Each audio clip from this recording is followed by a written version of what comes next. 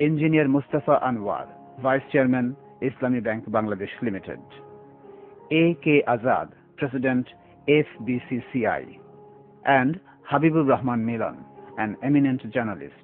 The total program was chaired by Professor A.N.M. Abdul Zahir, Honorable Chairman of Board of Directors, Islami Bank Bangladesh Limited.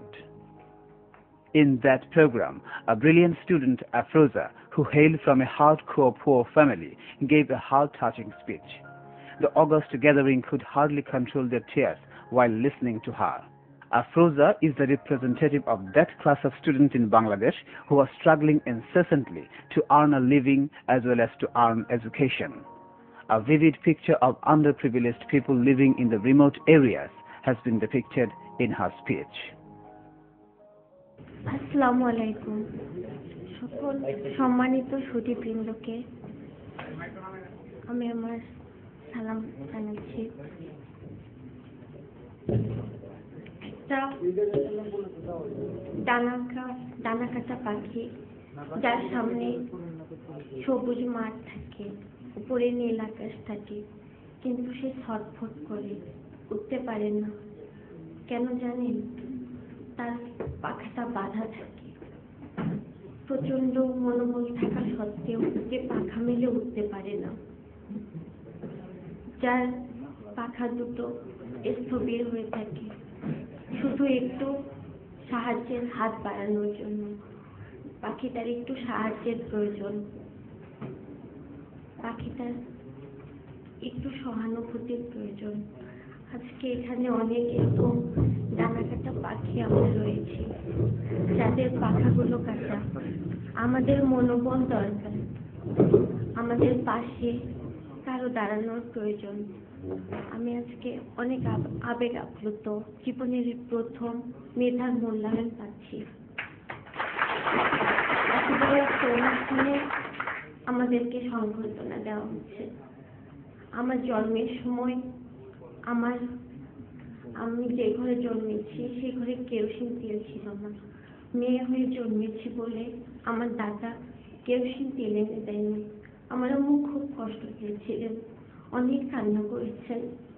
তখন আমাকে বুকে জড়িয়ে নাকি ফুটতে করেছিলেন আমাকে মানুষ করবেন। যদিও এত দূর আসার পেছনে আমার মায়ের আর আমার বাবার অবদান অনেক বেশি। শুধুমাত্র কোনো জমি জমা ছিল না, কিছুই ছিল না। শুধুমাত্র তাদের মনোবলের উপর ভিত্তি করে এত দূর আসতে পেরেছি। ঢাকা ভার্সিটিতে চান্স পাওয়ার পরেও আমাকে চিন্তা করতে হয়েছে আমি ওখানে পড়তে পারবো কিনা। আমাকে বারবার বলেছে, আম্মু আমি ওখানে পড়তে পারবো তো। আরেকবার চিন্তা করেছি যে রংপুর ইউনিভার্সিটিতে ভর্তি হবো কিনা। অনেক স্বপ্ন, ঢাকা ভার্সিটিতে ভর্তি হবো। আমি যে এখানে পড়তে আসবো, ভাড়াটা পর্যন্ত জোগাড় করা, রাত্রে চিন্তা করতাম যে আমি ভাইবা দিতে যাইতে পারবো তো, ভর্তি হতে যাইতে পারবো তো। আমাদের এই প্রতিকূল অবস্থা, একটা জিনিস আপনারা চিন্তা করতে পারেন স্যার। একটা স্টুডেন্ট যে গোল্ডেন ক্লাস পেয়েছে, আরেকটি স্টুডেন্টও গোল্ডেন ক্লাস পেয়েছে।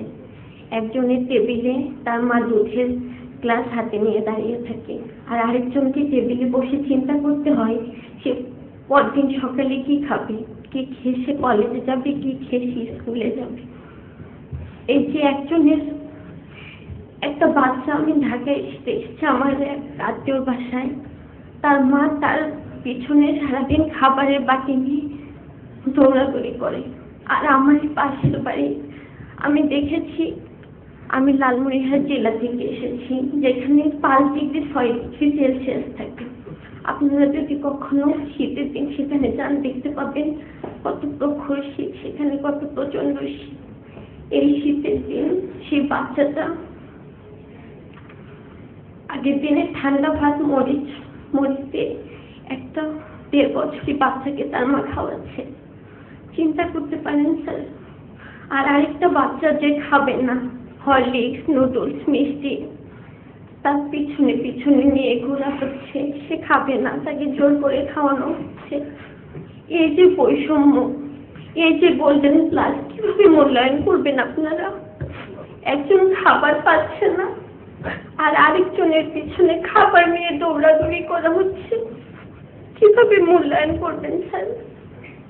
এই যে সার্টিফিকেট, আমরা যে এত দূর আসতে পেরেছি, কিভাবে আসছি, কারা আমাদেরকে সাপোর্ট দিচ্ছে? মাথায় হাত বুলানোর মতো কেউ নেই। আজকে আমি আপনাদের অনেক মূল্যবান সময় নষ্ট করে কিছু কথা বলছি। দুঃখ মিয়া নজরুল হয়েছিলেন সত্যিই স্যার রফিজউদ্দিন দারোগার, কিন্তু স্যার দুঃখ মিয়া কখন পুষ্পমাল্য পেয়েছেন জানেন? যখন সে নির্বাক হয়ে গেছিল। আমরা তাকে কখন পুষ্পমাল্য দিয়েছি? কি পেয়েছেন তিনি? পুষ্পমাল্য তিনি কখন পেয়েছেন? তার যখন পুষ্পমাল্য পেলে তার ভালো লাগতো, তার অনুভূতি সে জানাতে পারত, তখন আমরা তাকে কারাগারে রেখেছি, তখন তিনি কারাবাস পেয়েছেন। আর আমরা যখন তাকে পুষ্পমাল্য দিয়েছি তখন তিনি স্থবির হয়ে গেছেন। তখন আর তিনি কিছু বলতে পারেননি, কিছু পেয়ে যাননি, কিছুই চিকিৎসা কোনো কিছুই তিনি পাননি। সেই দুঃখ মিয়া, সেই কাজী নজরুল ইসলাম, আমরা কাজী নজরুল ইসলামের মতো হতে চাই স্যার, কিন্তু দুঃখ মিয়ার মতো কষ্ট পেতে চাই না। পুষ্পমাল্য আমরা নির্বাক হয়ে পেতে চাই না। আপনারা আমাদেরকে পুষ্পমাল্যটা আমাদের যখন পাওয়া উচিত, যখন পেলে আমরা আমাদের অনুভূতি এরকম মনে জানাতে পারবো, এরকম এক ফোঁটা অশ্রু ফেলতে পারবো সবাই মিলে, তখন আপনারা আমাদের পুষ্পমাল্যটা দেন। আমাদের সবারই দায়িত্ব আছে। ইসলামী ব্যাংক, বাংলাদেশে তো অনেক ব্যাংক আছে, কত বিত্তশালী মানুষ আছে, কত কোটিপতির আছে, কেউ তো এগিয়ে আসে না। এরকম একটা ব্যাংক আমাদের জন্য এগিয়ে আসছে। আমি তাদের প্রতি আন্তরিকভাবে কৃতজ্ঞতা প্রকাশ করছি। তারা আমাদের পাশে এসে দাঁড়িয়েছেন, উষ্ণতার হাত বাড়িয়ে দিয়েছেন, একটা ডানাকাটা পাখিকে আকাশে উড়বার স্বপ্ন দেখিয়েছেন। আপনারা আমাদের স্বপ্নের সাথী হয়ে দাঁড়িয়েছেন। আজকে যদি এখানে এই অনুষ্ঠানটা কোনো সংবাদ মাধ্যমে প্রচারিত হয়, আমি বলতে চাইব, সমাজের বিত্তশালী মানুষ, আপনারা একটু এগিয়ে আসবেন। আপনাদের বাচ্চার এত বহুমূল্য খেলনা কিনে না দিয়ে একটা ছোট বাচ্চার এক বেলার অন্য সংস্থান হতে পারে, এটি একটু চিন্তা করবেন। আমরা যখন দিনের পর দিন যখন আমরা খাবারের চিন্তায় পড়াশোনাটা শেষ মাইন্ড ভাবে করতে পারি না, কিন্তু তখন আমার এই সহপাঠীকে আমি দেখেছি, কোটিপতির মেয়ে এসে, আমি যখন চিন্তা করতাম কিভাবে আমি ভালো রেজাল্ট করবো, কিভাবে পড়াশোনা করব, সে তখন চিন্তা করতো কোনো রকম একটা রেজাল্ট করে প্রাইভেট ইউনিভার্সিটিতে ভর্তি হয়ে যাবে।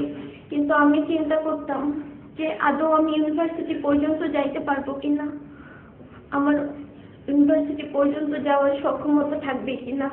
কিন্তু সে চিন্তা করতো প্রাইভেট ইউনিভার্সিটিতে ভর্তি হওয়ার। এই যে বৈষম্যতা, এই যে তফাৎটা, আমরা বের হয়ে কি দেখবো, কি পাবো আমরা? আমাদেরকে কে স্বপ্ন দেখাবে?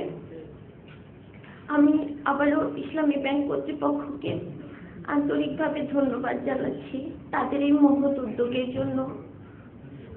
স্যার, আমি দুঃখিত আপনাদের অনেক মূল্যবান সময় নষ্ট করছি। ধন্যবাদ সবাইকে। আসসালামু আলাইকুম।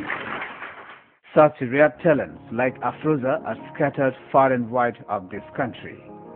If we can extend a helping hand to them, of course, they will contribute to the development of the country as well as to the Muslim Ummah.